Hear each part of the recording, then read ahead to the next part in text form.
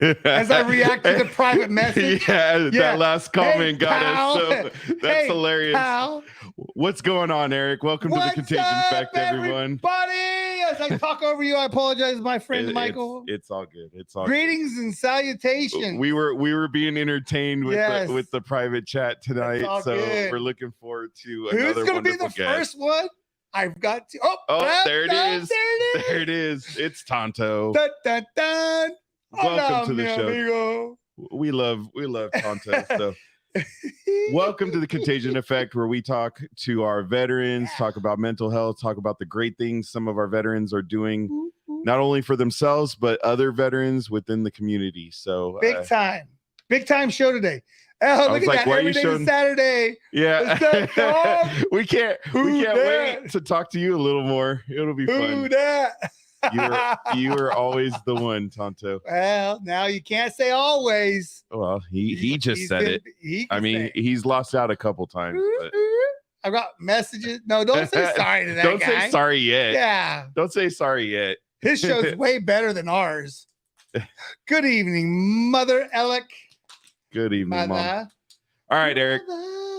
So, how was your week, buddy? My week was a struggle. Yeah? What made it a struggle? It was mentally a struggle because I didn't want to be at work. Once. Oh, I thought it said acne. No, you thought it said Hold on. Said once. Hold on there, Sunny boy. Yeah, the old guy's got to put on his glasses. Oh, yeah, that's an O, not an A. Once. Ridiculous. Do we need to make the font larger for you, buddy? Font? Yeah, the font. You want to font me up? No, I'm good. So, struggle through the week. It was a struggle because I didn't want to be there. As soon as that comes on. That's right. Roof. All right, we just bring him right now. That's funny. That's funny. That is funny. Yeah, no, it was cool, man. We had a good week. We chilled. We relaxed. We got stuff done. Welcome to the grocery stores of America. So we're just going to be called now. Is that what it's going to be called? Yeah, we're going to just include everybody. Well, I know I got to talk to you a little bit yesterday, which was nice. Training last week. Yeah, I had training last week. It's amazing how a 26-year-old kid, and I said kid, how a 26-year-old kid can actually can make you feel comfortable about what you do as a for a living. Dude, I'm in your late man. 40s. Yeah. Wow. I mean, that's where you're we're not at. wrong. I'm saying that's where we're wrong. at, bro. I'm just saying. No, for sure, dude. Yeah, no. Versus my job where everybody else is like in their 20s. And it was literally like looking at yourself sitting in the seat next to you. Go-getter, hard worker. Just knows, came from the food service. He's old. Late 70s. He old. Welcome to the show, Rodfather. What up, Rodfather? Welcome. Thanks for checking us out. Appreciate it. Yeah, dude, we got a big show today.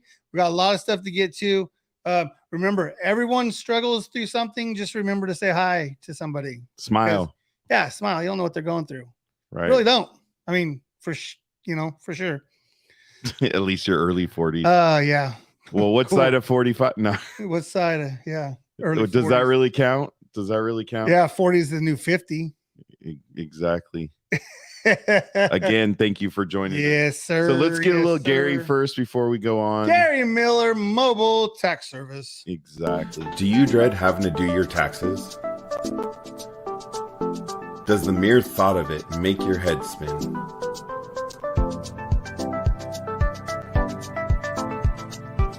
Miller's Mobile Tax Service is here for you. We will handle your individual or business taxes. We will come to you to prepare your taxes. We are skilled, professional, and ready to get started for you. Call 209-678-8515. Thank you, Gary Miller. Absolutely. I can't wait to find out more about this high mileage thing. High mileage. He might be younger, but he's high mileage. I believe that the other phrase is rode hard and put away wet. Something like that. Something like that. We'll see. Man, come on, Mello. Don't be running people off. I mean, geez. He's going to be like, all right, I'm done after you say that kind of crap. Forget it. Yeah, we should have went with Brian Raise the Roof podcast first. But guess what? It didn't happen, and you are in the circle. There you go. You're in the influx of Podcast Nation now. Yeah, now you're going to get a million calls. Yeah, and we will pimp you out because That's what we do. We can do it, and you'll like it. I like You'll that the beg fact for that more. I like the fact that the talons on this wine glass haven't talons, dropped, whatever that thing's called. Killing me. Look, it's still like wiped and stuff. Yeah. It's white. What is this? It's red wine. I'm not telling you. It's so good. Like, oh my God. So good. Eric, take shit seriously, please. Welcome to the Contagion Effect. Thank Show. you. Much better. Brought to you by Reach Across America Radio. You can find us and you can listen to us. You better get it right and if you're going to say it. Better if you're going to say it, you better get it right. You better say it. We're going to get fired from there now. They love us. They love us. Actually, one sip, two sip, Eric's done. Yeah. And I'll even let you get away with the K. But first, these messages. The Contagion Effect Show can also be heard on Reach Across America Radio on Truckin' Tuesdays at 11 p.m. Eastern. You can find Reach Across America Radio on the iHeart app, the Odyssey app, and the TuneIn app. Search the word Wreath. Hey, we're just shoving everything in because we want all the time we can get with our guest, right? So just shove everything in so then we don't have to go to anything else and we can just talk to our guest and see how he got road wet and put away hard. Wet. I said that, but I don't know. I know, but he said it again. Hi, Allison Bell. Alyssa. Oh my God. Okay. You are definitely, yeah. Can I get one of those monocles? No. Damn it. Woo, fire. Woo, all right, baby. He's Eric, on fire. Are you ready to go? Because we probably should just get started. So let me get a little Scotty going and then let's just get going because we got some exciting things to talk about. Yeah. Yeah, the times and places they may change, but one thing stays the same. The stories that they tell about going through hell. If you think they wouldn't do it all over again, well, you just don't know them. The memories that they own of the ones who didn't make it home, yeah, sure do miss them, but they keep them all living in the stories that they tell. There it is, Tonto. Yeah, Eric can't read. He can't read. Struggle, dude. It's getting older. Struggle. How cool and is Alyssa, that? I'll say your name right. Thank you. Cheers Alyssa, to you. Cheers. Hey, check this out. How cool is this? What? Is your hat green underneath? So it disappears into the green screen. See how great a green screen behind you or a green wall behind you can do? You did a hell of a job on this green. On this paint wall. job. Yeah, I love it. Welcome to the show, Shane. This is a dude. All right, introduce our guest. We need to go on. At least we can do it all together. Ladies and gentlemen, through the workings of the interweb and Jeff Frazier at one of our past guests. There's a little hint. Yeah. Tackle 22 Fishing. We'd like to welcome Eddie, welcome to the show. I didn't click you out. Ed, welcome. Me llamo Eduardo. Eduardo. Hey, you can go by whatever you want, man. You know. I always got to worry because it used to be me pulling in everybody, but then I would do it, and then Eric would pull him back out because he clicked the button. Did you get tired or what? No, Eric he wants to learn more and do more. He wants more involvement. I want to take some of the stress and the burden of this show off of my friend over there. I know he has a lot going on, and so I'm just saying. Okay. Hey, did I miss Nana Penny? Yeah, you missed Nana Penny. Well, hello, what's Nana up, Nana Penny? From what's up, Nana? Wow, I didn't know you had from YouTube. Yeah, I didn't even know you had a YouTube, but hey. That's cool. Yeah. Somebody taught her something. See, with Eddie, Who she wanted to. It was like she dressed nice for Eddie. Yeah. She got all fancy. She got on YouTube just for Eddie. So the ironic part, Nana's hair actually looks colored right there, like a normal, but it's not right now. It is very fuchsia-y purplish. Is that a cami it's a mixture, special? Bro. No, it is not a cami special. All right. I wish I'd have known that she got dressed up for me. I might have shaved my legs for this. There you go. Hey, look who didn't drop off. Look who didn't drop off. Yeah, He lied. Howdy, howdy, ho. Oh. I'm sorry, Brian. Do not apologize. This has been a long time in the making. Yeah. Welcome to the show. We would like to welcome There, everyone. Go she- check out Tackle 22. Well, Nana Penny, now you're, what do you mean neglected? I mean, damn, I know, damn. Hi, Catherine. Welcome to the show. Welcome. All right, let's get going with Let's Eddie. get into So, it. as Eric posted on there, we have Eddie Anderson joining us with Tackle 22 Fishing. Welcome to the Contagion Effect. We appreciate you joining us. It's been only like 8 weeks since we scheduled you out or something. It's been a long time, Yeah. trying to get certain podcasts scheduled. I'm sure Brian's going to hit my inbox here in a minute with some, If great I words do of hear that name encouragement. one more time, I'm just letting you know. I'm just kidding. We love Brian Roof. We do. I absolutely do. We do. I love the whole group of guys that we have going on. We are very intermittent, intermingled. We're creating all kind of new words. So Hey, let's do Eric, it. this is what truck drivers do. Let's do it. Ooh, Ooh. them fighting words. Uh-oh. You ain't lying though. I know. So Mike, okay, Eddie, welcome to the show. We would like to find out some things about you. I don't know. I didn't hear that. I'm sure I missed it. I'm sure I'll get it on the replay. It's okay. No, the fact that you just went. Well, I just want to get the show started because we have a lot of Eddie, information. just so you know, we're super professional here. We have everything planned out. It's all great. It's only live, so we don't. We don't record. We don't record our shows So like some of our friends. Eddie, first off, again, thank you for joining. We always like to get to know kind of who you are, what you're about, and how you got to this point, right? So, where'd you end up growing up? Oh gosh, mom and dad were both jarheads. So I was born on Camp Lejeune in North Carolina. Did you get your lawsuit? Did you I'm get your water lawsuit? registered. I'm Okay. registered. I got a phone call. The water study's a real thing, man. My mother got bladder cancer. My father has Parkinson's. I guess I'm just waiting to see what I'm lucky enough to get. It was after 88, right? I think it was early 80s until 88, I believe. I thought it was like the 50s to 80 because the letter I got, because my dad was actually stationed there in the early 70s. Yeah. So yeah, my sister has lupus too. She's in the comments. So, we drink a lot of water. Oh yeah. But, there you go. Sister has lupus right not there. My sister. Yeah. No, that is my sister. There But after they separated from the military, moved to Georgia, we bounced. I mean, I think we lived in almost every county in Georgia. My parents jumped around a lot between jobs and professions, trying to chase careers after the military, try to provide a better life for, me and my sister. So we traveled a lot. But I would say we spent most of our time around Statesboro, Georgia, middle Georgia, kind of southeast-ish. And that's where I wound up joining the Marine Corps from myself. So was that kind of the plan? Like, were you thinking as you were going through high school, like, hey, this is what I want to do, or not even a thought process yet?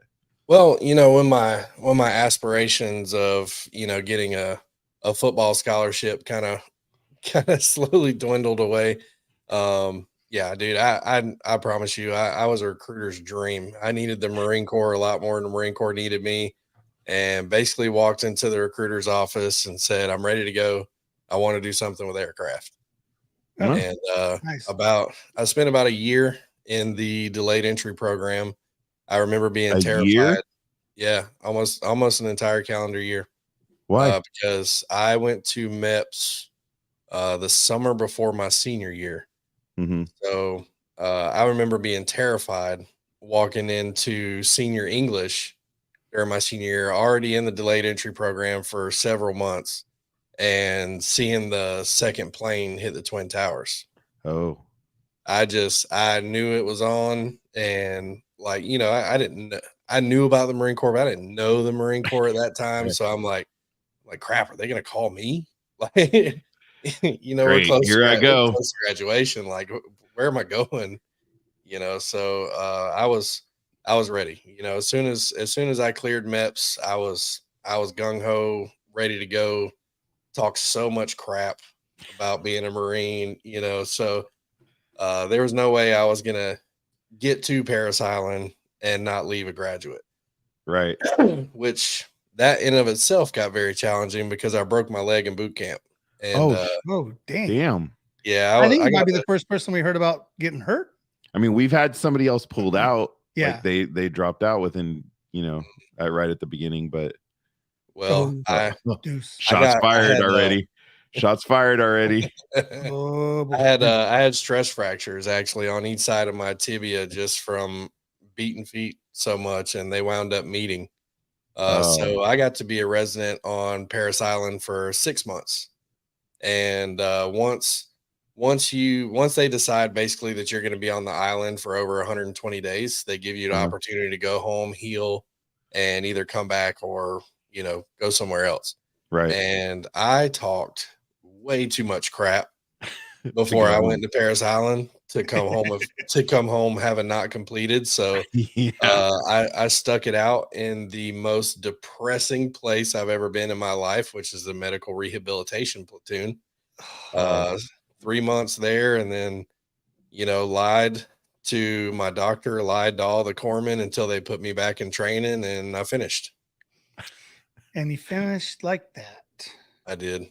Oh God, that's taking it back. Hey, oh, by the way, Eric's a Random master shots. stalker. We'll have thank random throughout the day. Hope there's nothing else you don't want shown. No, no. Come on, dress blues are legit. Like that's They the are. best.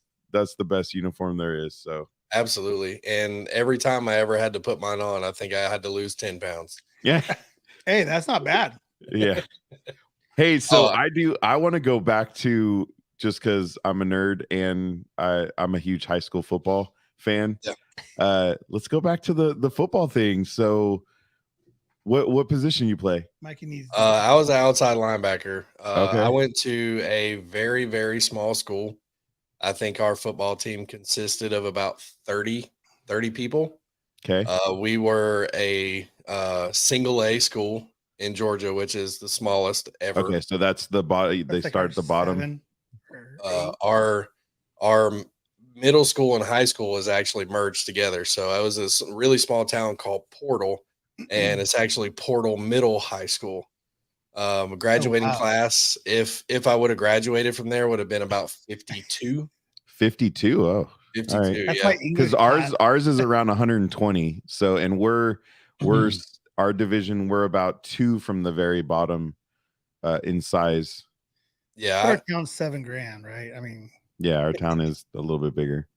Yeah, we it was just a small caution light town with 2 gas stations and the smallest little grocery store you've ever seen in your life.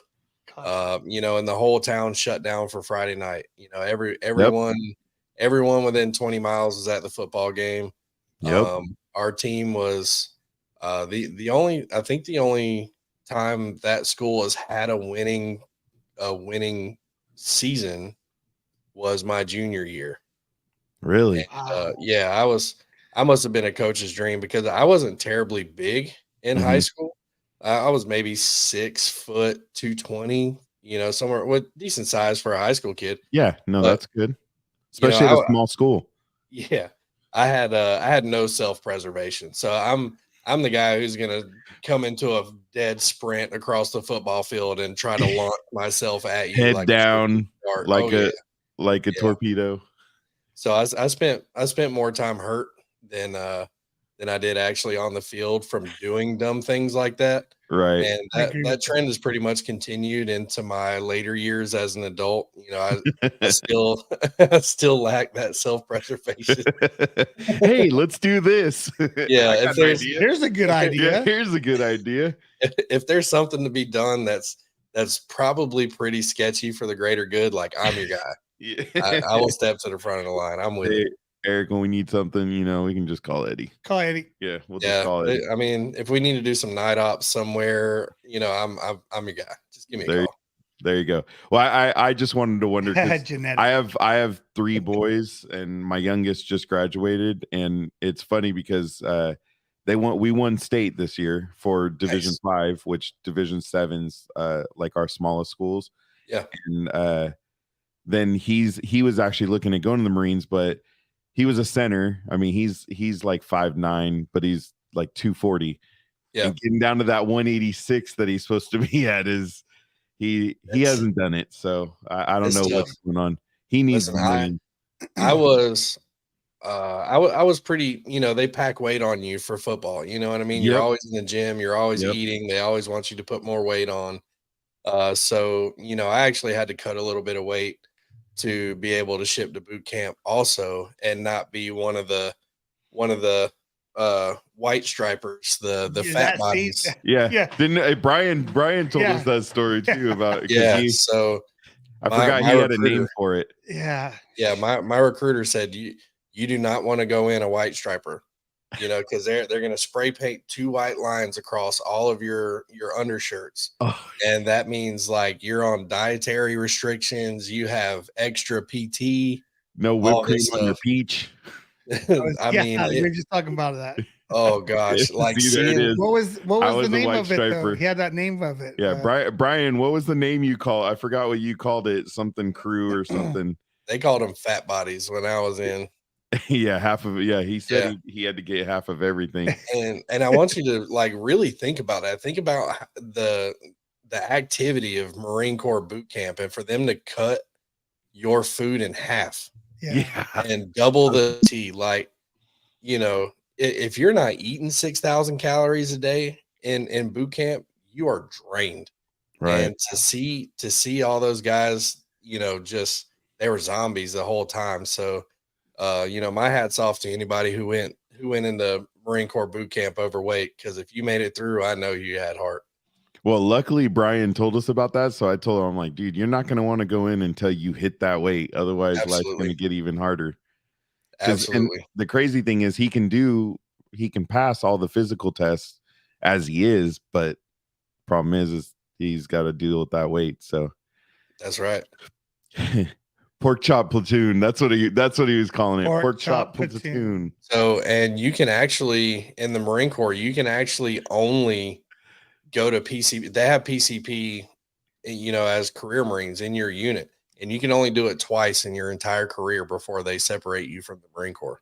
Oh, Really? wow. All right. Wow. I did not know that. Shane, just jump on over to our Facebook page. We got you. So go ahead. Yeah. We got you. Then he can't kick you off. Yeah, he can't kick you off. Got you. There you go. He did outdid the double rats. Listen, I was no stellar recruit in boot camp. After I was in pain most of the time from my leg being jacked up and then breaking it. So it was all I could do to try to stay healthy. So I tried to stay middle of the pack, not get too much extra attention and just try to stay healthy so I can make it through. Was that that was random? What? I played football and wrestled? Yeah. Well, because we were talking about football, so Yeah. all good. It's part of the conversation. Yeah. It's why the not? internet. It always runs behind That's somewhere, what it right? is. I think Brian just really liked the unitards. That's why. Yeah, I think he was chewing on that next crayon. I don't know, whatever it might be. Anyways, so what was your MOS out of boot camp? I was a 7051 aircraft rescue and firefighting, or at the time they called it crash fire rescue. I rescued pilots. Oh, okay. So it was a very, very, very small MOS in the Marine Corps. I think at the time we might have had 1,200 Marines in the entire MOS in the Marine Corps. Oh, wow. Now, where were you stationed? My school was in Goodfellow Air Force Base in San Angelo, Texas. Okay. And then I went to Marine Corps Air Station New River for my first enlistment, which I don't recommend to anyone if you're Well, how's it compared to 29 Palms? I Or guess did it you ever depends make on it depends on what you're into. Jacksonville, North Carolina is a special place in all Marines' heart. Most of us call it J Actionville or J Vegas. With with Camp Lejeune and New River being there, anytime you put probably 80 to 100,000 Marines in one town, like the town's going to go to, It's gonna get interesting. it's going to get bad. But the area was great, man. Beautiful beaches, a lot of stuff to do once you actually got out of the city. Mm-hmm. But after about 3.5 years there, I was actually getting ready to separate from the Marine Corps when we got pushed up for deployment. Oh, So we went to Kuwait, or went to Yuma for a bunch of pre-deployment training. I think we spent about 5 months out in the desert for no reason whatsoever. mm-hmm. I don't think we learned anything pre-deployment, we just did our jobs. But we went to Kuwait and then went to Iraq.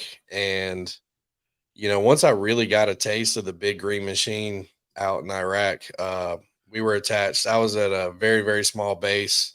There was four people from my MOS, 4 or 5 Mm-hmm. on the base of a small train station. We were attached to 3rd Battalion, 6th Marines, and I got a taste of the big green machine, and I loved it.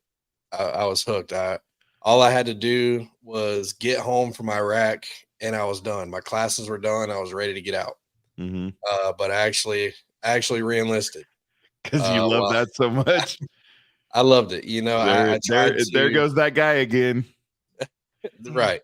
So I tried to extend in Iraq. They were offering, small bonuses, or, letting people stay for an additional 7 or 8 months. And I was like, but my MOS being so small, they didn't need anyone from my MOS out there. So I was like, okay, well, if I'm going to re-enlist, send me to the next deploying unit, because I felt like I had a purpose. Don't get me wrong, Iraq sucked, but at the same time, you spend so much time in the military preparing to do your job, Right. or training and all this stuff. So to actually go out and go out and do it, I loved it. So re-enlisted, got home, got married, went to Beaufort, South Carolina, to the next deploying unit, started doing workups. I was at Marine Corps Air Station Beaufort.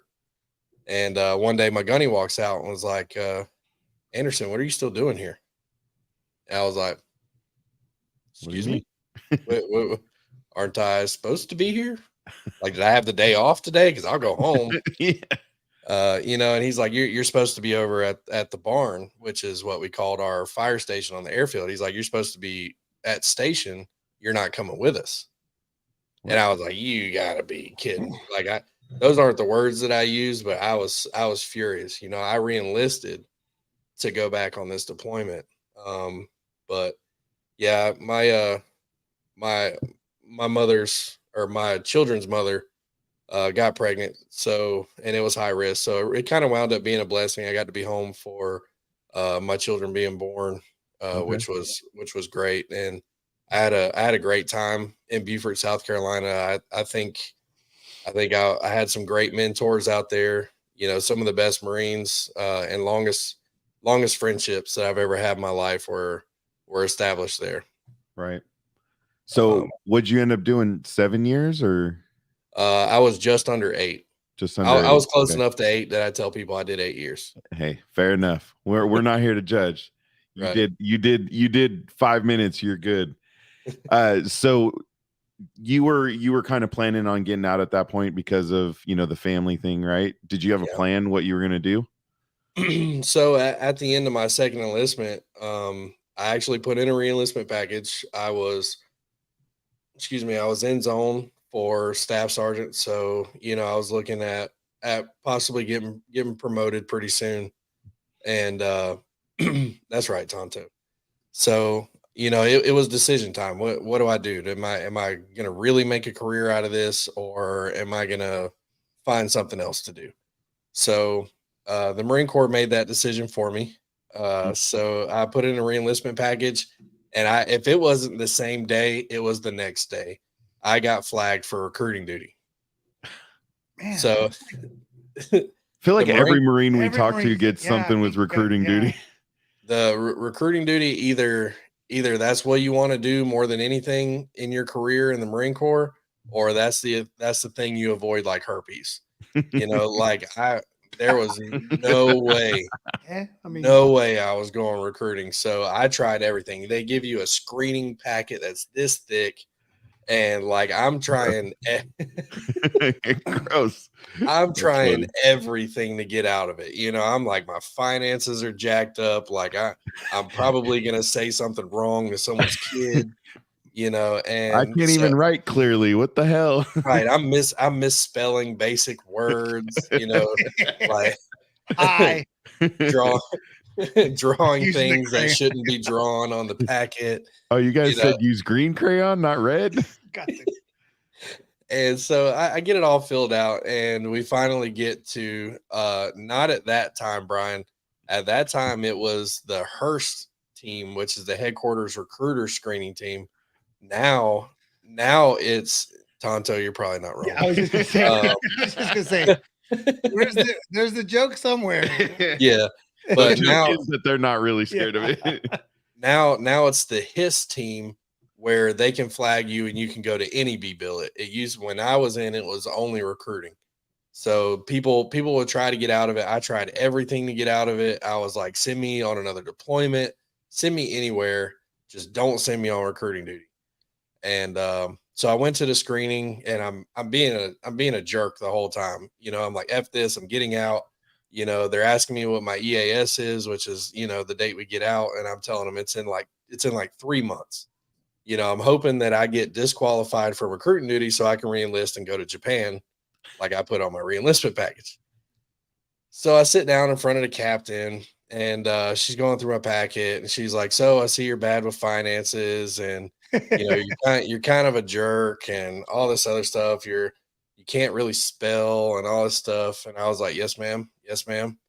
And she goes, "Well, I see you're getting out of the Marine Corps in a couple of months." She said, "Will you reenlist or extend to accept orders for recruiting duty?"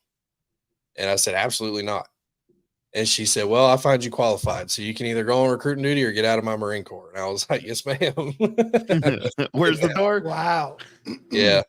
I mean, Wow. she was ruthless. She knew I was trying to get out of it. She probably even knew I had a reenlistment package in. But She's like, I'm yeah, not gonna play the game. so I got out, and I still had just this really intense desire to redeploy. So I took a job as a civilian contractor in Afghanistan, and I spent the next 3 years in Afghanistan as a civilian, Wow.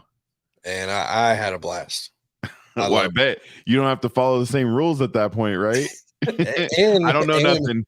We don't know nothing, but I'm just saying. And we made a lot more money on I bet. deployment than you know, our military counterparts. But I actually got into country with enough time to catch my unit there. Oh, that's cool. Yeah, it was fun, man. I worked with a lot of great people. We worked with I was a firefighter out there, so I was on the fire department on the larger bases in country. And you know, we had it was a multinational department. You know, we had Serbians, Albanians, South Africans, we had a couple of Nepalese guys. Oh, wow. And they were amazing. Just Well, that's what I was gonna ask. Like how, because I know, like I've actually in one of my jobs, I came across some guys that owned some stores, and they were all from Afghanistan. And he was telling me he was actually like a envoy to a Marine Corps unit as like a translator. And he was telling me stories on how some of the other country, he said the Americans were the absolute best soldiers. He said they treated us the best. He said the other countries were actually terrible, and they would steal, like the Americans would give, you know, families food, and then these other countries would actually go steal it from them. So we loved the Afghans. You know, they have I don't know how they screened them to come on base and do like odd jobs, handyman type stuff as laborers, but Tonto, the Jordanians are weird. And my last year in Afghanistan was on Camp Leatherneck, and our station and where we lived was right next to the Jordanians, and those guys like to party. Oh, really? Oh gosh. but the local Afghan Best barber jingle shop. the jingle truck drivers, they were amazing. We would buy goats and mutton What the off hell? of them to cook, and our Nepalese guys would make like curry out of it. Some of the best food you ever had in your life. I miss Really? it. Yeah, I miss the people very much. That's cool. And I think sometimes we miss that, right? From seeing our perspective of everything is that we obviously know there's a lot of bad happen there, but it's cool to hear some of the cool stories, the good stories that are out there with the people. And when I met this guy, he's like, he's actually going to write a book. And he actually mentioned the Italian army. He's all, they were just dirty. He's all, they were dirty to everybody. And I'm like, really? He's like, yeah, yeah. they were terrible. Yeah, we used to buy liquor from the Brits and the Germans. We built a pool at where we lived behind our fire station out of one of the gray water tanks. We cleaned it out, and yeah, we wound up having to take it down. But we had the Australians out there, and they come out to the pool and stuff like that. Well, we wound up having a guy who just kind of hung around watching some of the females just a little too long. And it's all right. Don't talk about Brian too much here. But we were like, dude, this is getting weird. It's getting creepy. Like, you need to go. This is the one thing that we have to kind of blow off a little steam, relax, a little taste of home. We even planted grass. You know what I mean? Oh, wow. And it turns out that this gentleman was from DCMA, which is the Defense Contract Management Agency, who basically they're the liaison between the military and the contracting companies over there. And if you do anything that's not outlined within the contract, like they can kill your whole contract. So he went back, he got mad because we made him leave. So he made us take down the pool, all kinds of stuff.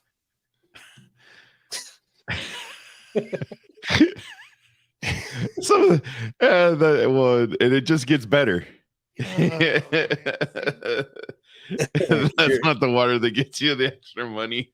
No, you're not wrong, Tonto. But I promise you, it was cleaned out. And, that's why I was like, "Ooh, gray water!" And we ordered. It was a gray water tank. It had never been used. Oh, okay. We cut it because we had saws and the big fire truck, so it was clean. We ordered pumps online, the whole nine. It was great. But they're like, can you just ship us the pool? Yeah, we're gonna. Hey, yeah, can you just leave it under the doormat? It's amazing the things that you can ship to Afghanistan that you can buy on Amazon on a base. Oh yeah. It was great. The commanders are probably like, what the hell are they? It's like a wife's or a husband seeing what a wife orders from Amazon. Commanders are all going, what in the hell? I made great friendships out there. If any of my Serbian Albanian brothers are watching from Kosovo, I hope to come see you one day. They talk about a people who just have an amazing work ethic. They care a lot about each other, and they care a lot about just people in general. Working with those guys put a lot of things in perspective. Oh, you're not lying at all, Tonto. At all. You see Amazon trucks driving around Afghanistan, running into things. They're bulletproof Amazon trucks. We used to order weird things on Amazon to kind of piss our fire chief off sometimes. And I got a great story, and I don't really think it's appropriate for the podcast. So I'll tell you, it's always appropriate, but I mean, it's up to you. Is a bunch of sex toys and stuff. Never mind. Never mind. We may need to skip it then if he held off. It was an energy drink brand that I ordered on Amazon that had an interesting name. Oh, and the puns were amazing. Oh, okay. Yeah. So we probably for Reese Across America Radio, it'd probably I didn't. Oh, I forget about that once in a while. Yeah. So forget about that. You guys sounds like fun. It does sound like fun. That was the name of the energy drink. I'm sorry. I'm sorry the audience doesn't get to see that, but that's great. That's one of those. I'd walk out with the cans, our morning muster, and he'd be like, well, Eddie, what you up to? Something like that. Just having my morning. Yeah. Or this tastes great, you know, and he hated me for it so bad, but there's nothing he can do about it. It's talking about an energy drink.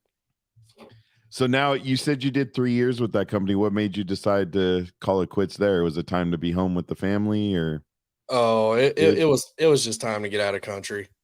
You know, I had spent they were starting to descope things over there. They were closing down bases. So they were beginning to nope, you guys in the comments are wrong. I'll Uh just leave it. I'm not even starting. I'm not gonna touch it. We're gonna leave it. We're gonna leave that Yeah. one alone. You guys can. So they started descoping bases. People were getting sent home, and it really got to be time for me to get home. And you know, my kids were getting older. The world was passing me by. I got out of the Marine Corps, you know, a 27-year-old child. You know, I still wasn't fulfilled. I wanted to go see the world. I wanted to go do all these things, and I missed a lot of things with my children, and I really regret that. Right. Um, you know, chasing being important, you know, being overseas and doing the job that we did, both just on deployment and, you know, as a civilian out there as well. It really just it filled my cup. You know, I had a need in that period in my life to feel important, to feel like I was doing something. You know, I hadn't been formally diagnosed with PTSD yet, Mhm. so being in a war zone felt like home a lot more than home did.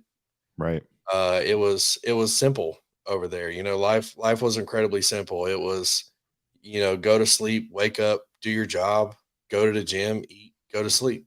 You didn't have to worry Right. about bills. You don't have to worry about any of that because it's You all know, all the drama, relationship drama, family drama, friends don't, you know, so and so's fighting with so and so. Like you miss out on a lot of the stressors that just come with home life, you know, and but at the same time, being away from all that adds stress, you know. So it's a weird double-edged sword, but I was oddly a lot more comfortable in Iraq and Afghanistan than I've ever been at home.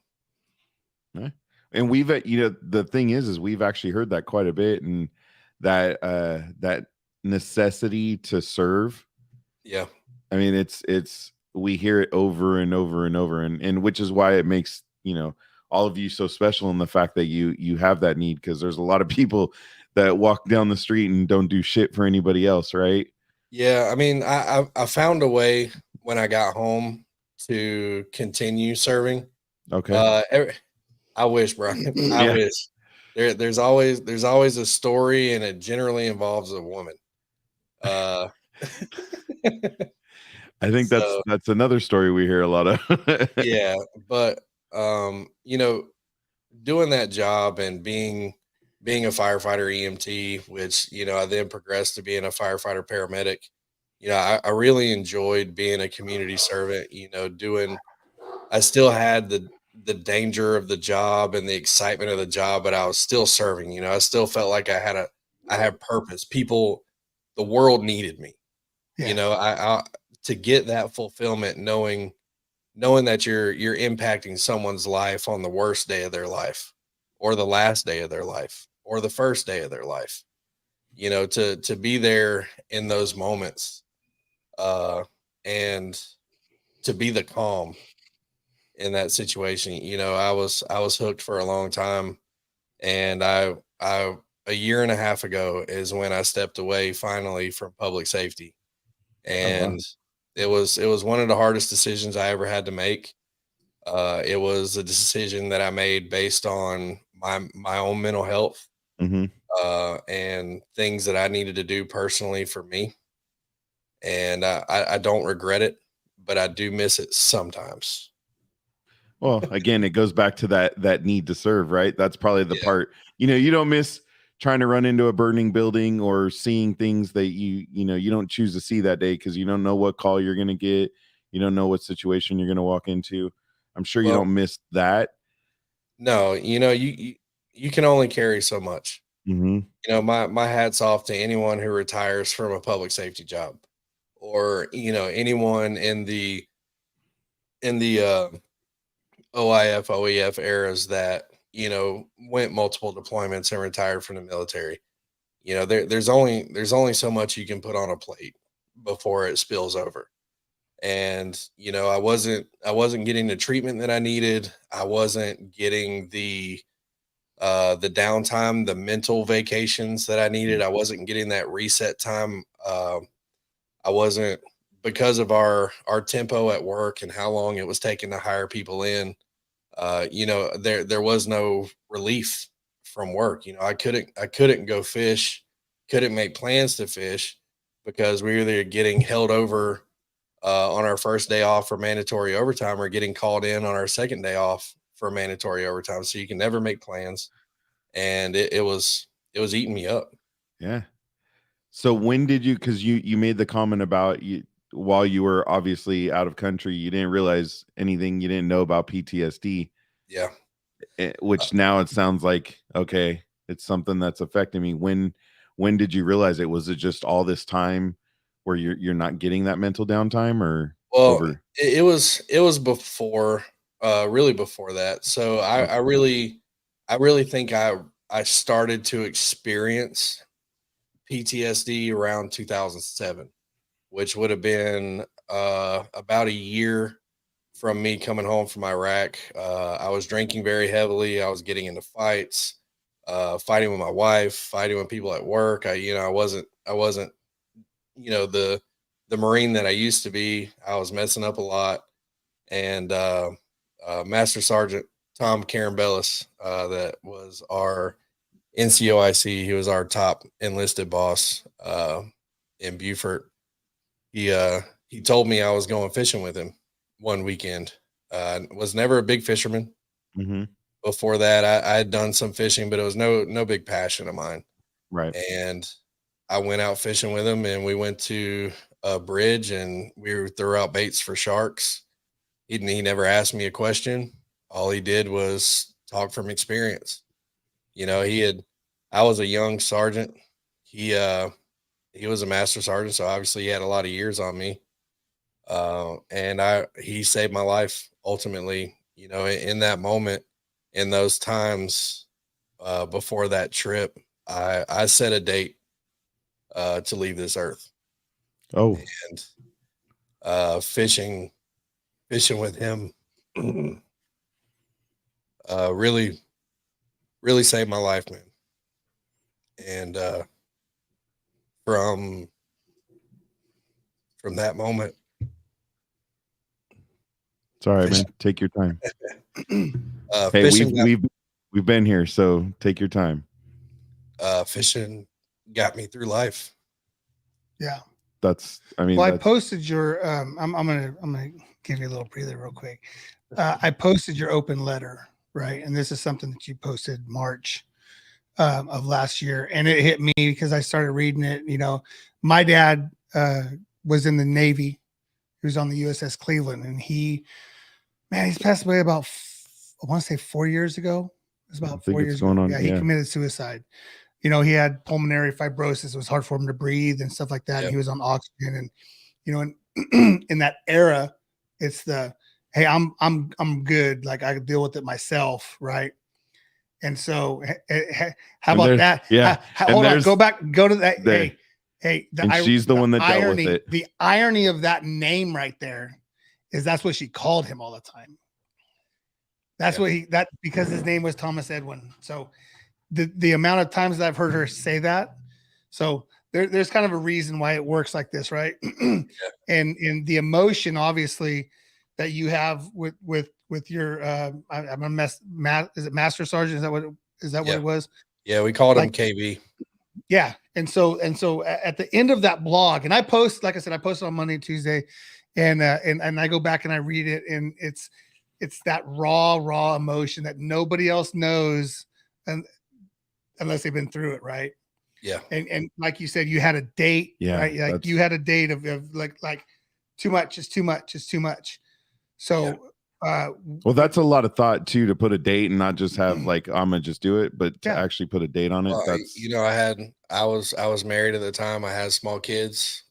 So it was really trying to work things out where they didn't have to see it. Mm-hmm.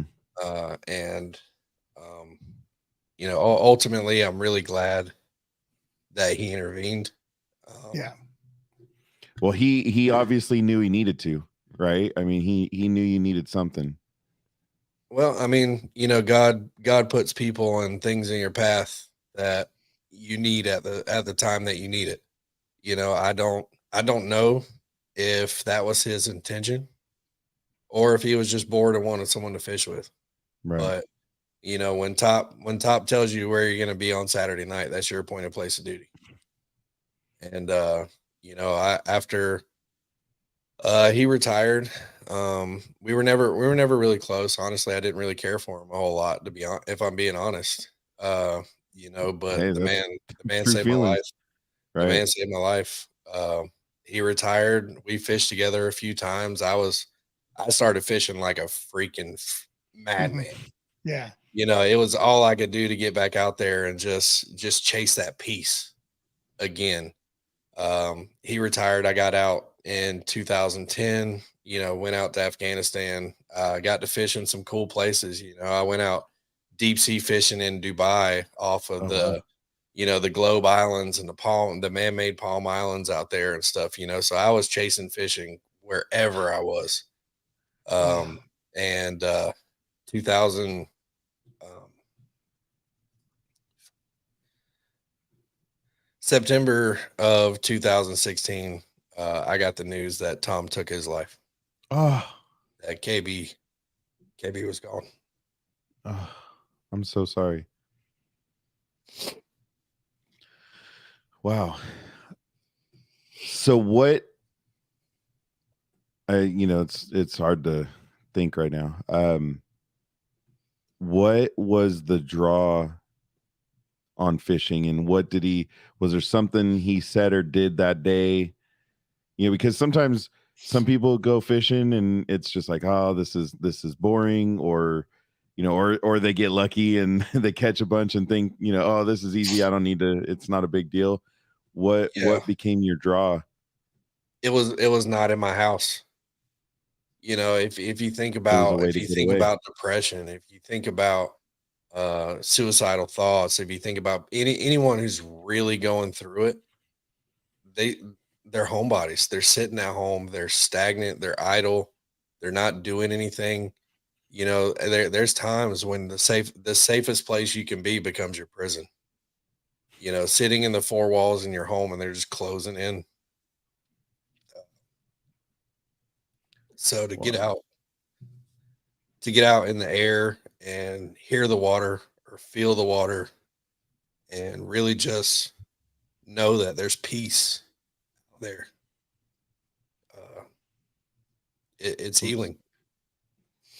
No, So that what's so great is because you know we're obviously getting to what's on your hat, what you represent, and it makes it it makes it mean that much more, you know, just seeing your raw emotion and you going through it and how just this. And I don't think there's, you know, if you could put a commercial on Tackle 22 fishing, this is it right now, right?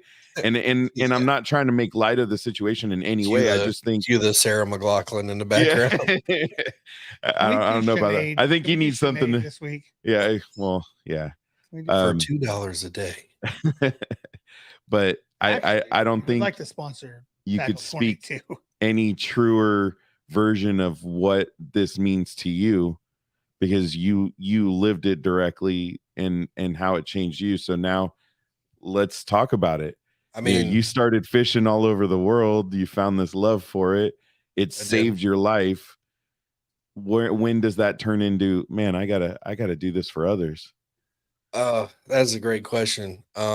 You know, I think it took a long time for me to really realize that the people that I was going fishing with were getting the same experience that I got with Right.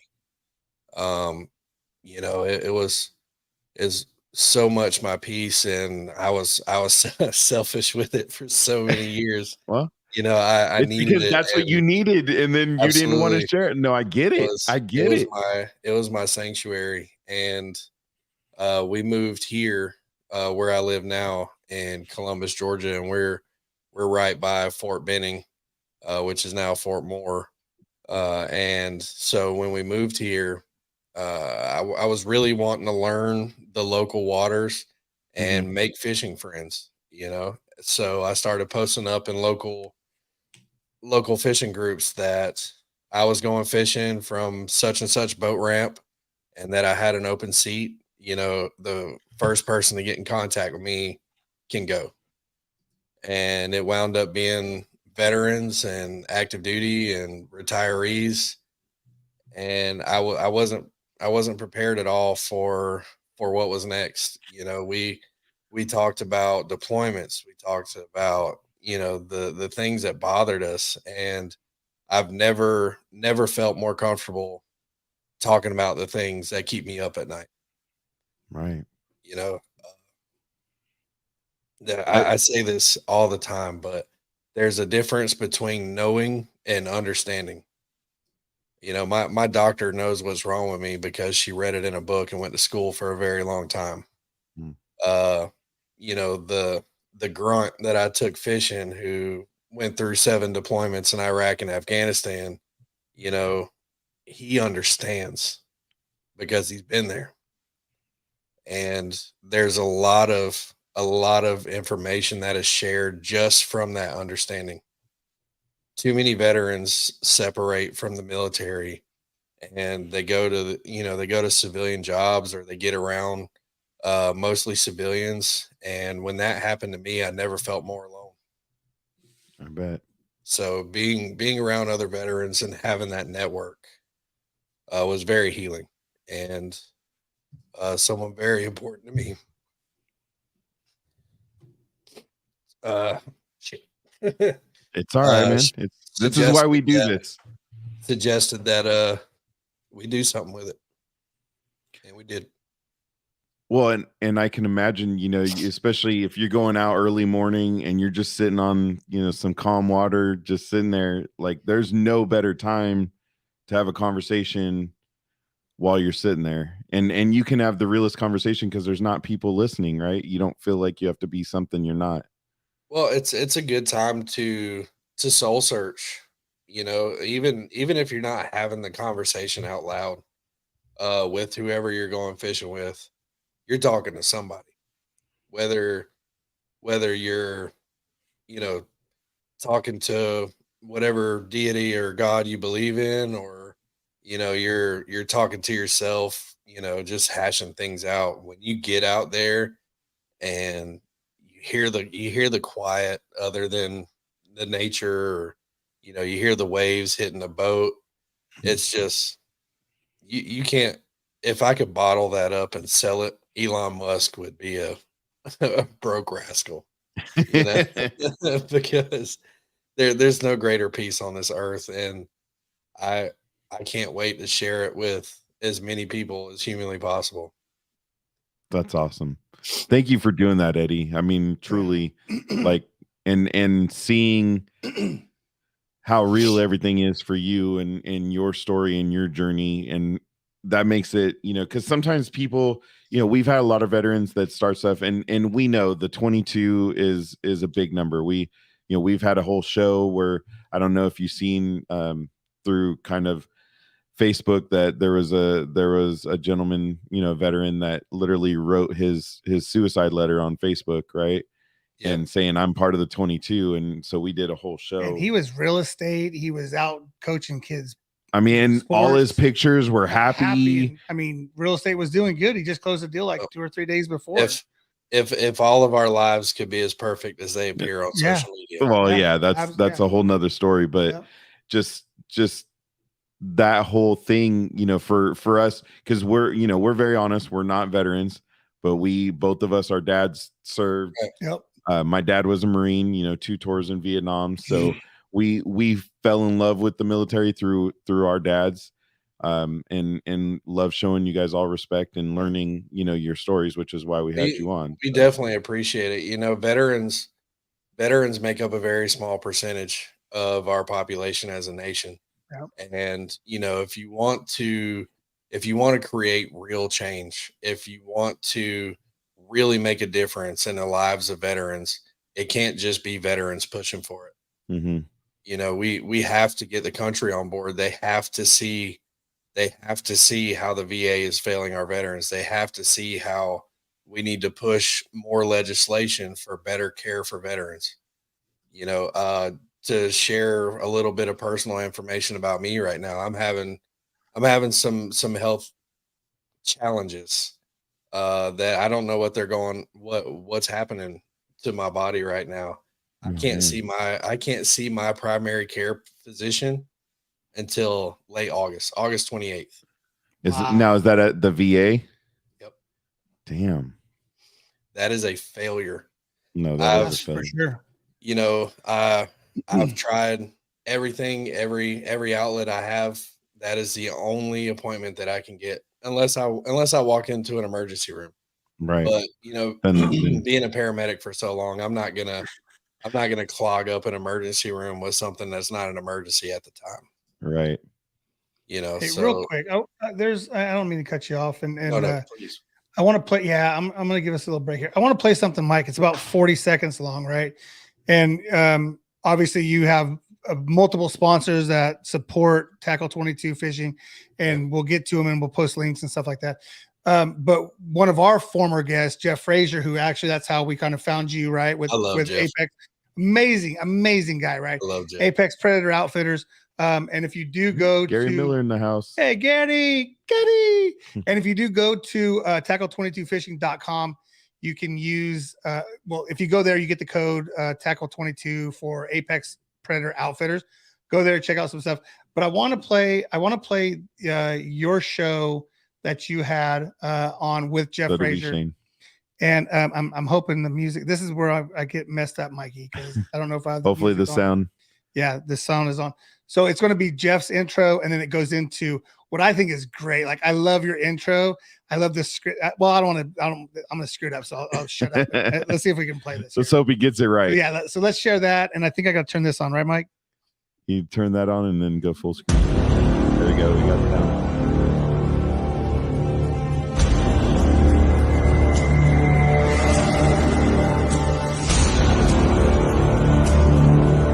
I told him I need him to make me a commercial thing. Yeah, it sounds good. His videos are awesome. It's so good. That is sick. Okay, wait. This I know. I've watched a few of the YouTube. Right? See, this is cool. Yeah. I got so much to learn. Oh, what's up, guys? Welcome to another episode. Hey, Eddie, how you doing? What's up, man? That's a good looking fella right there. We're gonna watch Eddie interview somebody else while we interview Eddie. Interview I wish I could take credit for that animation. I'll be real honest with you. That cost me $50 from a Pakistani dude on Instagram. Oh, you went on Instagram? Hey.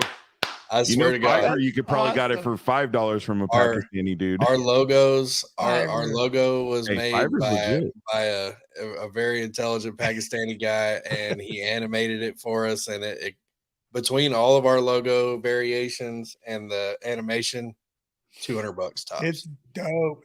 So the part that I like is you hear this, right? And I'm listening to it as I'm driving down the road through the speakers in the truck, right? And I'm like, the hell? And I'm not. I'm just waiting for the sound, right? And I'm looking, not paying attention. I'm paying attention to the road, but not paying attention to the screen. And I look, and I'm like, wait, hold on. Oh shit, that's awesome! That was so cool, man. It was awesome, dude. And his 3D logo is pretty sick too. His video, his behind the scenes video is just badass. Like, I play his longer commercial. I think it's like 55 seconds or so. Every show, it's my mid-show kind of advertisement, and it's always a hit. You know, we're looking for a mid-show just to let you know. We can't like we get too involved. Like, I can't start going through a story and go, you know what, in the middle of somebody having a great story, and then go, oh, by the way, we gotta stop. So here's some words from our sponsor. I struggle with that part. Welcome. I try to find a lull. You know, I don't set it anywhere in particular. Like, Right. if we find a position where we're just kind of looking at each other, waiting for who's going to talk next, like we're going to take a quick break, and from our friends at Apex. But Jeff is a great guy. He actually volunteers with us. Oh, Yeah. that's awesome. Well, let's talk about that. Well, did we get into the start of this yet? We're Are we getting working there? our way Okay. there. Like Okay. we're Okay. working. Well, we're working I'm towards that excited. direction. Again, I'm excited because I actually did some homework this week and I watched some videos, and I think this was you had numbers from last year, obviously. Yeah. And so I was excited because I'm like, oh, those are some big numbers. You have like correspondence and stuff. Yeah. So let's talk about it. The first year, I would say the first year and a half, I was doing all the trips myself. Either here locally, I've gone as far as Oklahoma to do a trip. Something that was very special to me. We got tagged in a video by a hospice nurse that was treating a Army veteran who was in hospice care, not long from this earth. And the only thing he wanted to do before he passed was go fishing. Oh. So my wife and I jumped on a plane, and within 3 days we had him on fish. Ah, it's awesome. And it was probably one of the most important trips to me that I've done, or that we've done. And about 2 weeks later, Mr. Knox passed away. We've helped out active duty families, or an active duty family that one of their children had T-cell leukemia. We got very close with them, fished with them for about 5 days, brought them down to Alabama from Maine. And Jesse, their son with T-cell leukemia, actually just rang the bell this month. He's cancer free. Oh, that's awesome. Oh.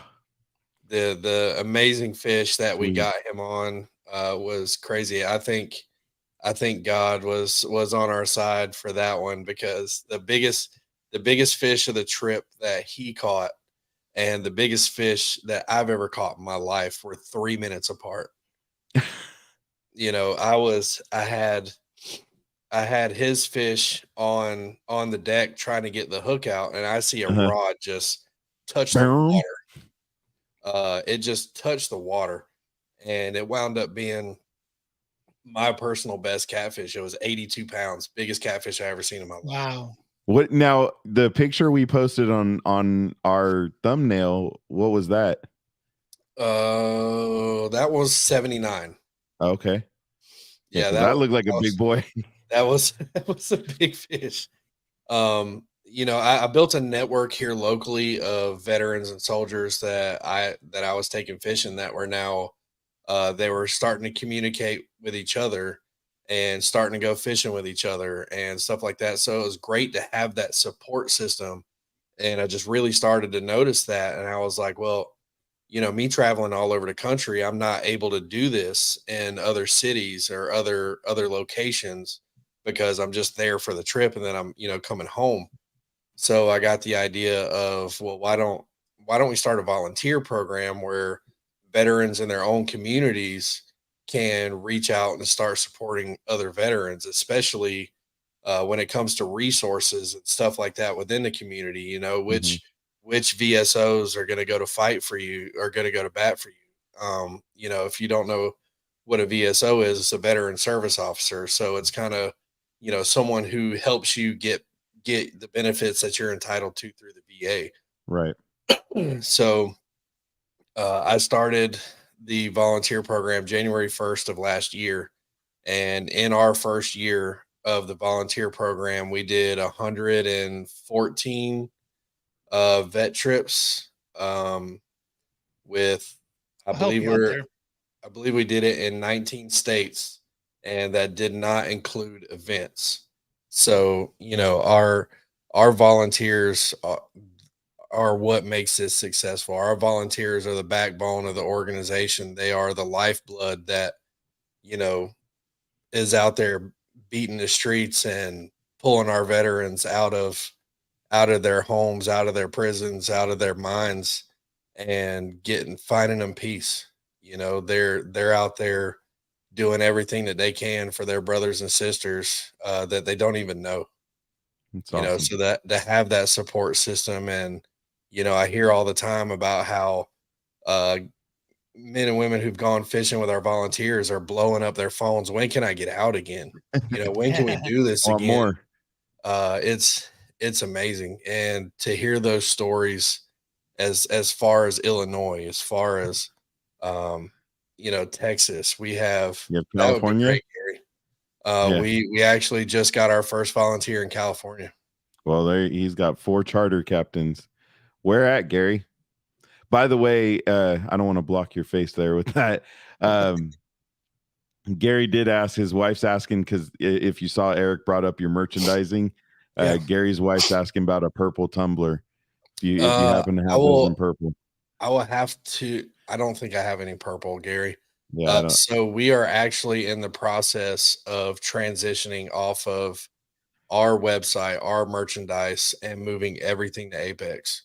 Oh, So okay. very, very shortly, our actual merch page is just going to become a link to the On Tackle Apex. 22 section of the Apex Predator Outfitters website.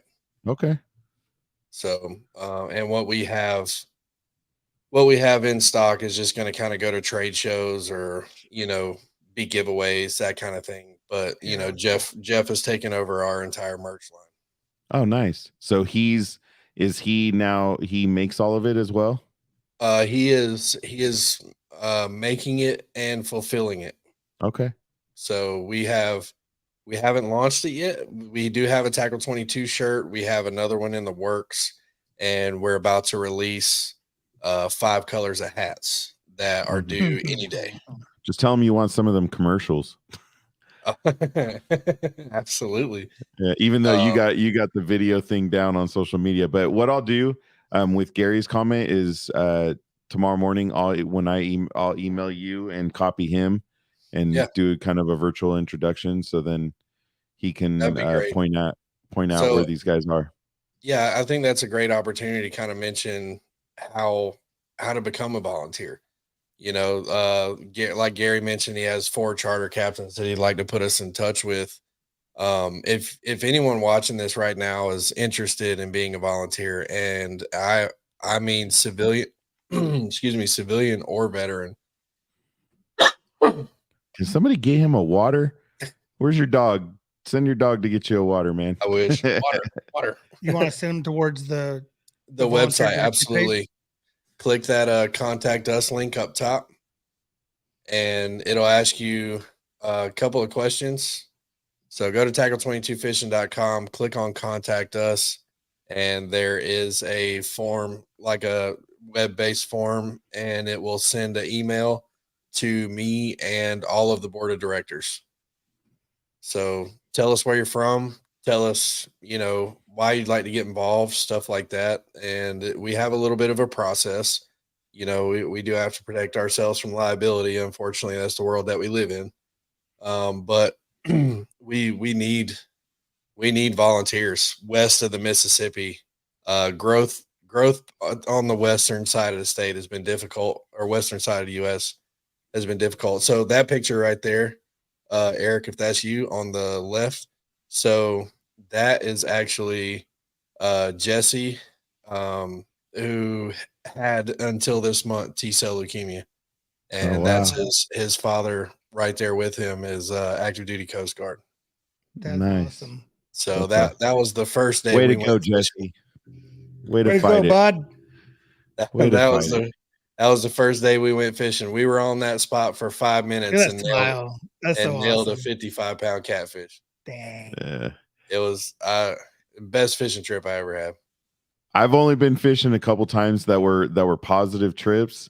Yeah. And we went fishing on the Delta here outside of Stockton and caught a 56-pound sturgeon. It was just right over the limit to where you could actually keep it. And that thing came out of the water. I thought it was a shark. I almost jumped and dropped the pole because I didn't expect it. And then when the dude on the boat that was with us just started hitting it, I'm like, what are you doing? He's all, do you hear? It's going to take me a while to kill this thing. Sturgeon is a bucket list fish for me. I want to catch one so bad I can't stand it. The Delta. Come out to the Delta. Come on out. We'll get you out there. I might have to We got come some back to old peoples. Stockton. We got some peoples.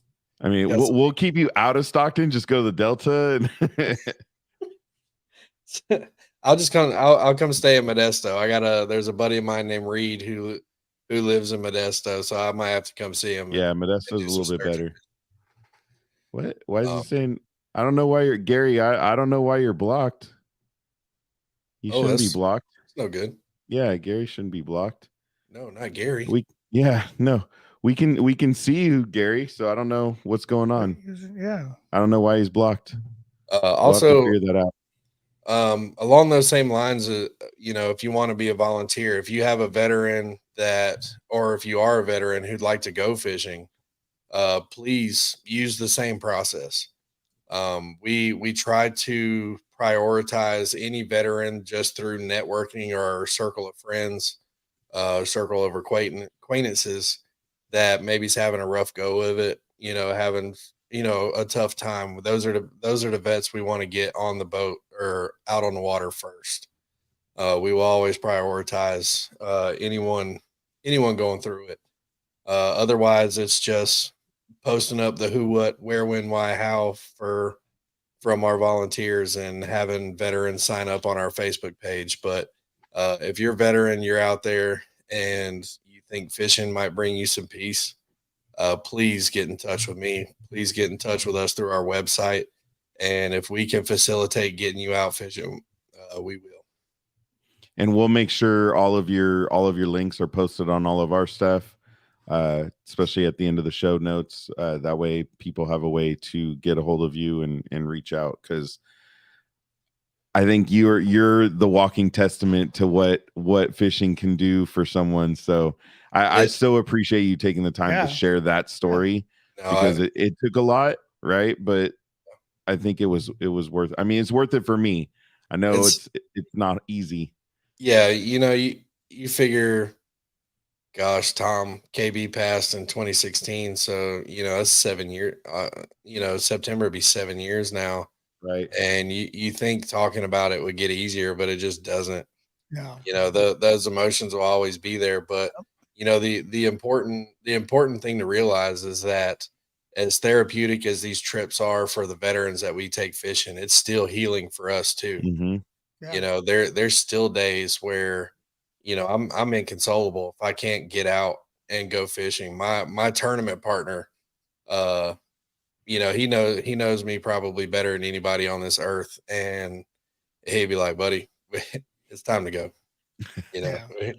Or he'll tell me, he's kind of going through some stuff, and I am too. And just having that support system and being able to tell each other, get your ass on the boat, let's go. Yeah. It's No, it's you need the support, right? And that's absolutely kind of like what we do is, I mean, we get emotional and we get in our feelings and stuff, but again, we're trying to normalize it, right? Because right. well, this guy's over here acting like, well, no, we need it. Like we need to have this as therapy. This is our therapy. We said it from the beginning of this, you're our 75th episode, and we've said it every episode, this heals us for an hour and 40 minutes a week. We get to talk to veterans and share the stories and give our platform to them. And we finally stopped saying, oh, well, we're not veterans. And we don't know we'll always say we don't know what we're going through, but we know how to help. We're not on we understand. Yeah. Well, we stopped doing that.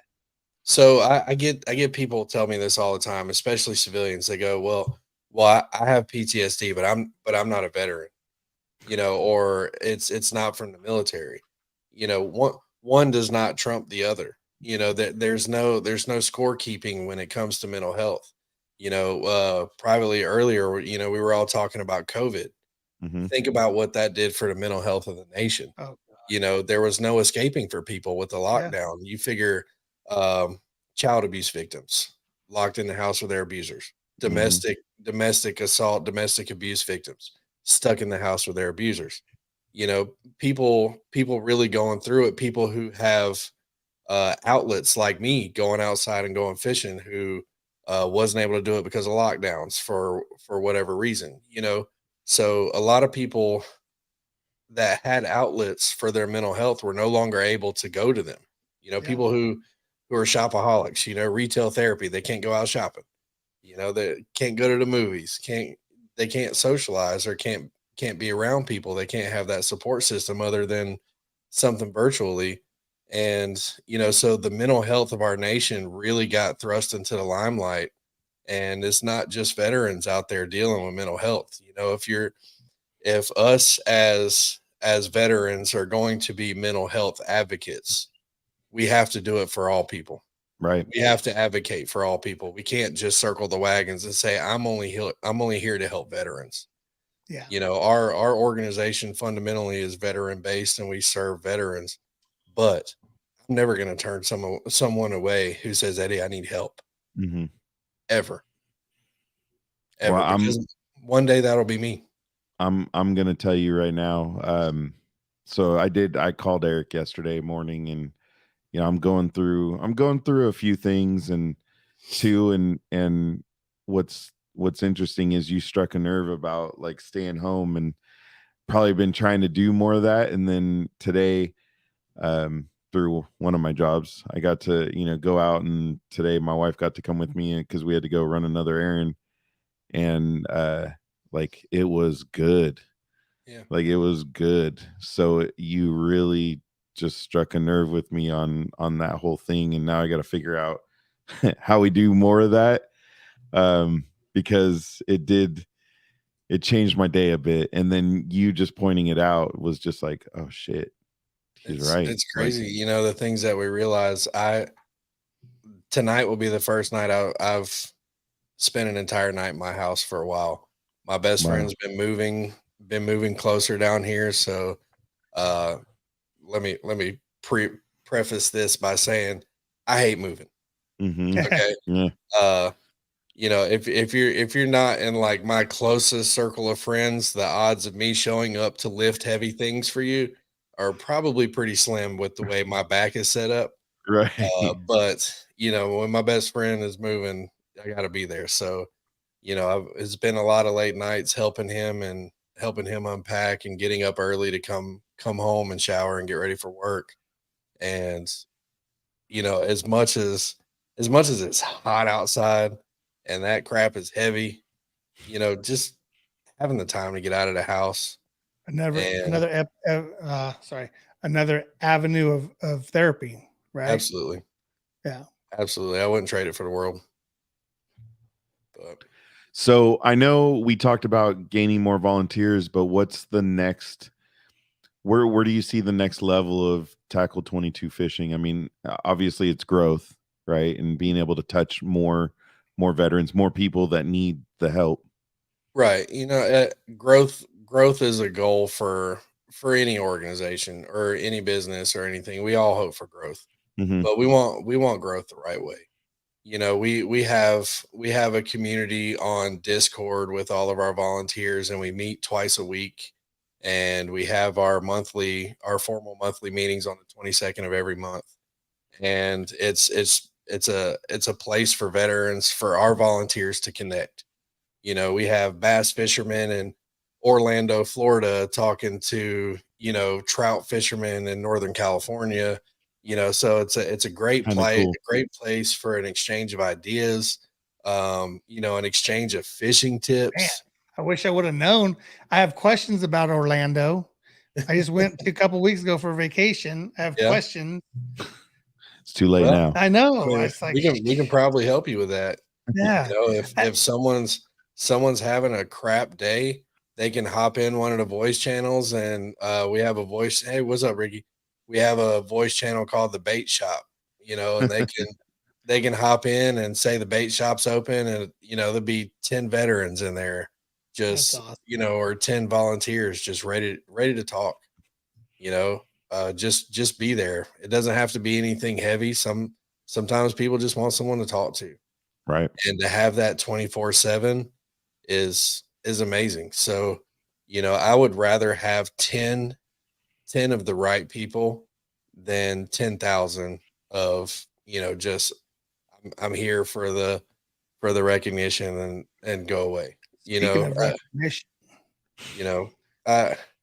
If you're doing any of this for recognition, you're in You're the in wrong it for place. the wrong. Yep. But so that's my best friend Justin. That's my tournament partner. He's our Georgia state lead. And Okay. that tournament actually, we set the tournament record for the Cabela's King Cat National Catfish Trail for the biggest fish they've ever weighed. Wow. Really? Yep. So we hold the record right now. What was that one?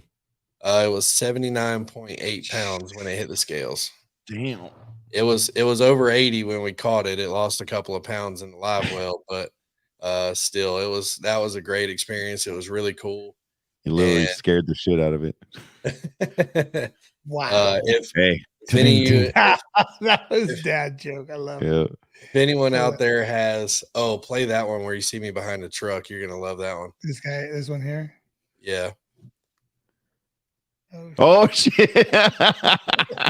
Hey, it's all you could do is laugh too. Like, oh shit. Oh, it hurt so bad. I was Yeah. laughing to play it off because that. When you that already got man. you already got a jacked up back. So. Oh my god, that hurt so bad. I want to talk about your arena. Is it arena football you guys got? Yeah, we got arena football here in Yeah. Columbus, Georgia. You guys have a sponsor banner too, right? Yeah, That's yeah. sponsor right They put banners up for us this year. We have a great relationship with the Columbus Lions arena football team, who actually just won the championship Nice. this year. So earlier this month, they now you want the record for the smallest. Yeah, if any of you out there have the Pursuit channel, you might see me and my partner on a couple of the King Cat USA episodes. Hey, those shirts were dope too. Oh yeah, Your yeah, sun they're shirts, or what do they call? I mean, I call them sun shirts. they're but- jerseys. So Jerseys. that jersey is from one of our sponsors called River Rats Reel Repair. So Yeah, when those are dope. our fishing reels break or they get junked up, we send them out to River Rats and they upgrade them, completely tune them up, and ultrasonic clean them and send them back to us. Nice. Yeah, it's great. I love them. Nice.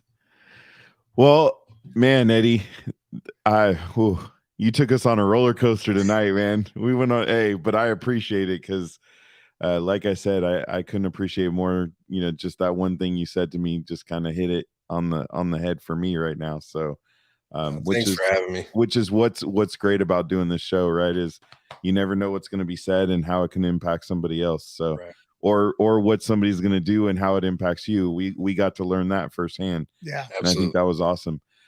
I do have one really hard question for you though. All right. I like you hard ready? questions. Yeah. Let's go. So end of the night, chilling. What's your go-to drink? Wow.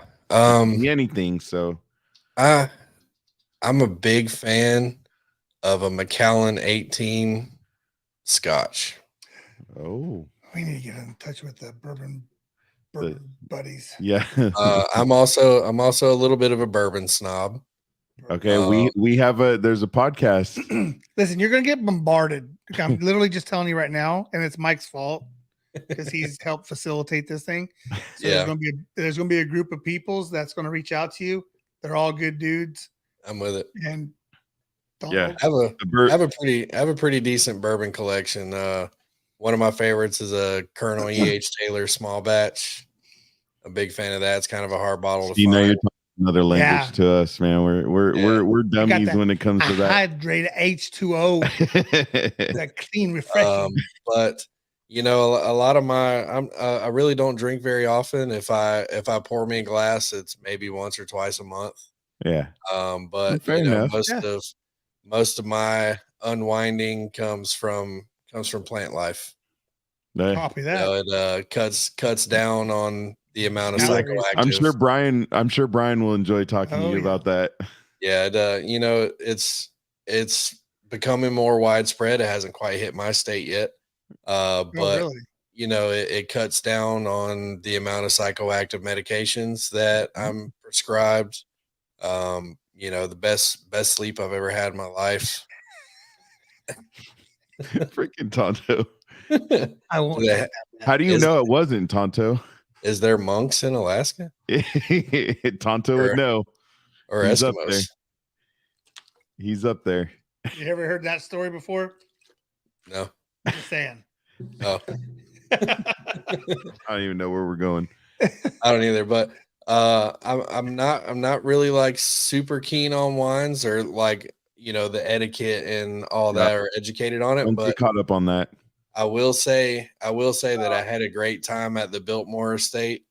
Their winery is amazing. They have some great wines at the Biltmore. That's true. I bet. Forgot that is a Waterboy quote. Now I'm gonna have to go watch it now. Yeah. Doggone it. Yeah. I have failed you, Tonto 907. He got us. You got Well, hey, we could introduce you to a woman that would absolutely school you on bourbon. amazing. She is Oh, I have ridiculous.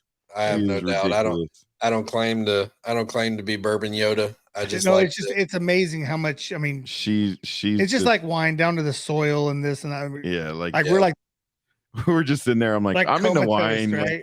and the It funny wasn't thing boring. is wine and bourbon are a lot of the same. It's just where it starts. I mean, yeah.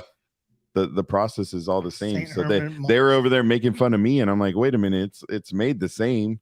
It's just two different ways. Damn California kids drinking that wine. Hey, we live in the good part of California. Let me just say that right now. Actually, I lived in Southern California briefly, probably a year and a half, or almost 2. We're at Lancaster. South County, San Diego, in Spring Valley. okay. So we used to go to Temecula and hit wine country. It was nice. My son's fiance is actually from one of the reservations down there. Okay. Right on. He's in Irvine now, and I was born in Long Beach, so I used to go to the port. I used to be a big racer. I always had a race car. Used to street race a lot. I started a very large community in San Diego for Subarus, and we used to go to the port of Long Beach to get my car dyno tuned every time I did something to it.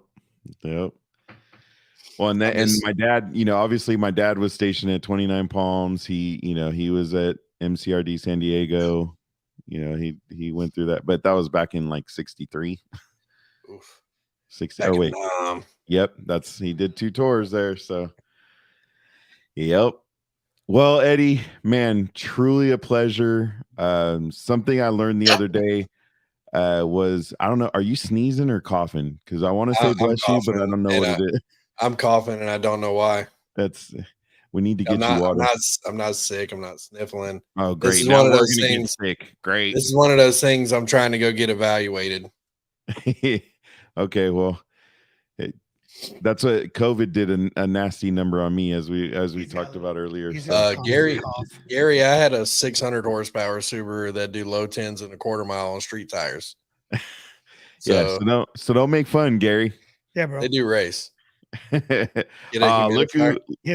that. Talk about Marine Corps recruiting right there. There's a lifer Marine Corps recruiter right there. Let's go. He did his 20 years. That's Tom Ettinger right there.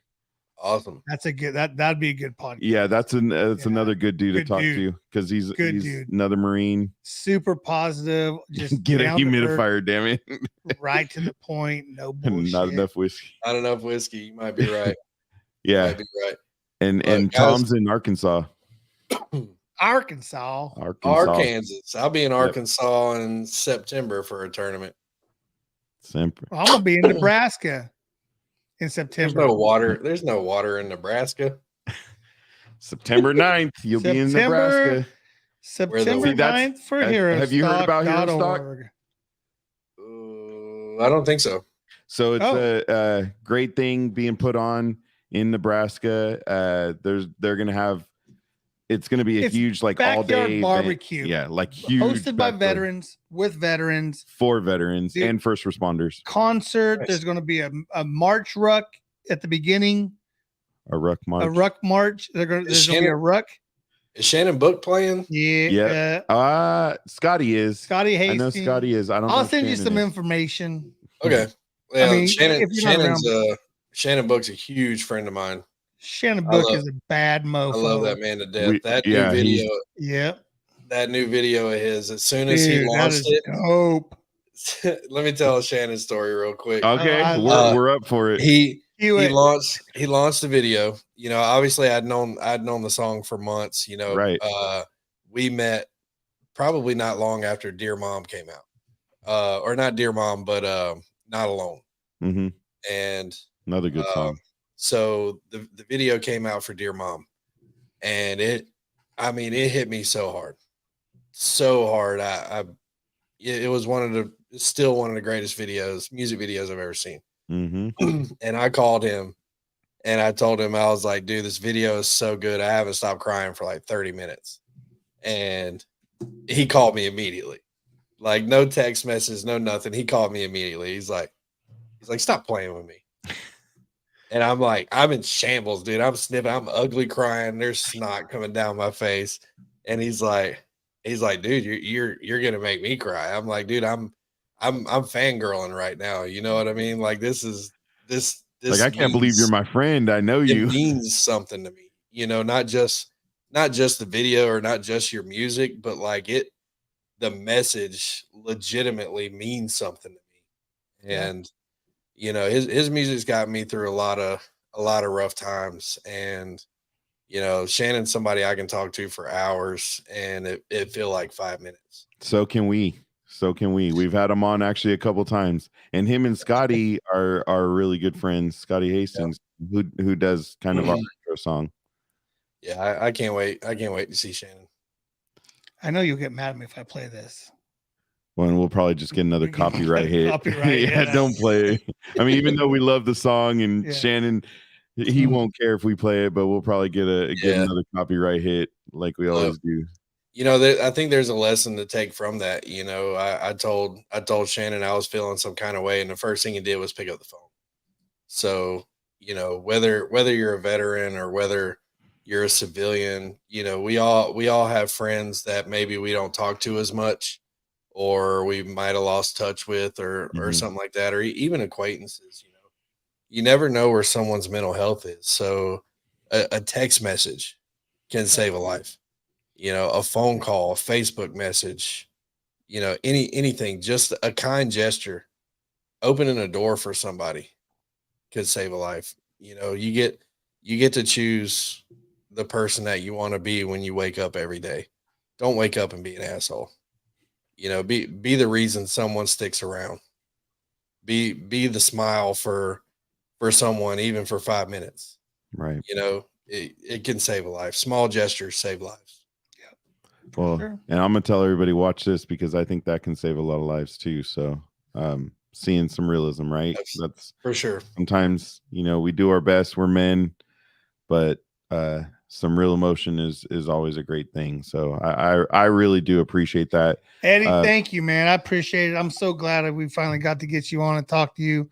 You know, watching a lot of your shit, your YouTubes and stuff, and it feels like, you know, we've been buddies for a while. So thank you. There's no reason we can't be.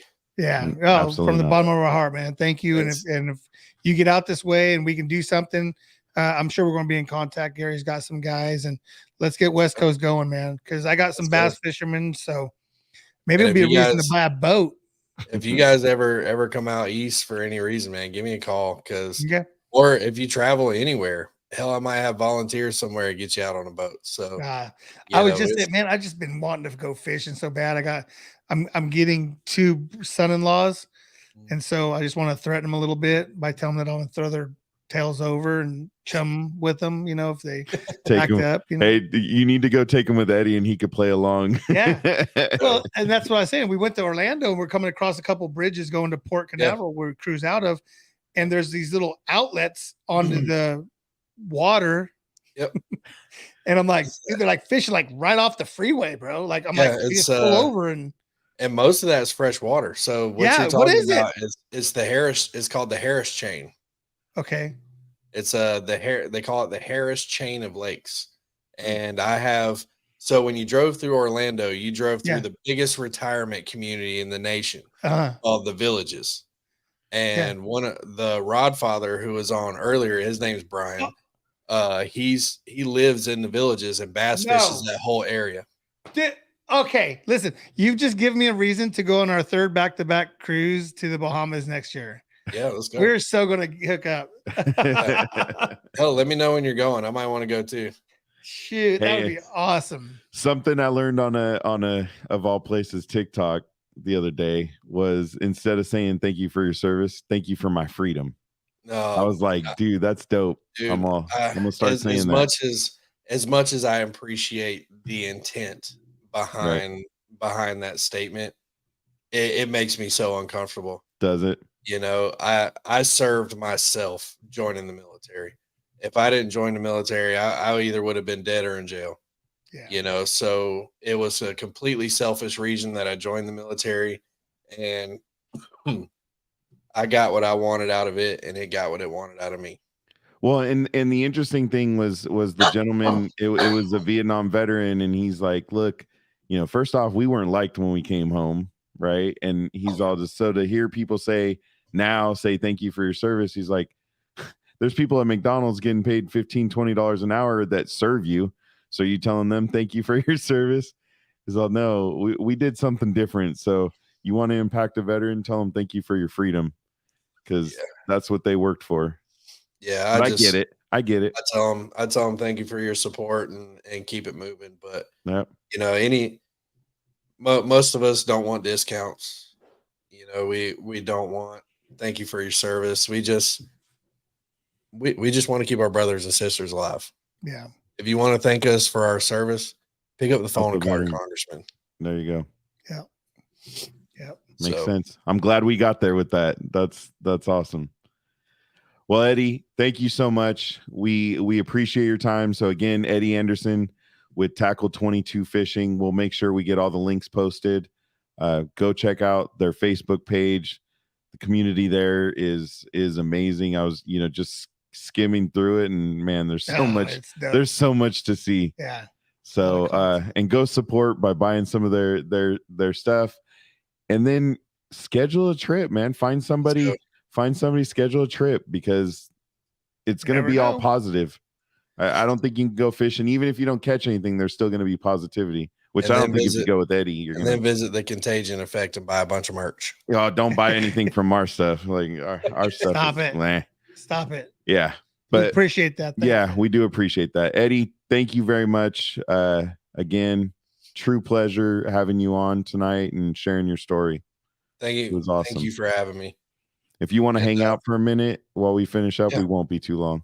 Yeah, for sure. All right, cool. Again, Eddie Anderson, Tackle 22 Fishing. Thank you, sir. Thank you. I don't know what's going on with my mouse here. See you later. Later. Hey, everybody. Just a reminder, gunroomradio.airtime.pro. Hey, if you have a veteran that wants to listen to the radio, download the app. You can watch us there Friday nights. Nice. sitrep22.org. Tom, appreciate you jumping in. Yep. Go check it out. Help your veterans. Support your veterans. Herostock.org, September 9th, 2023. I have stickers. Knock it off. Stickers, crayons. Maybe stickers. we need Thank you, Nana Penny.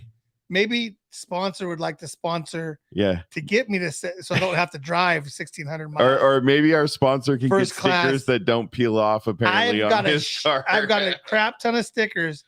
Is Mama Miller going? T. Yeah.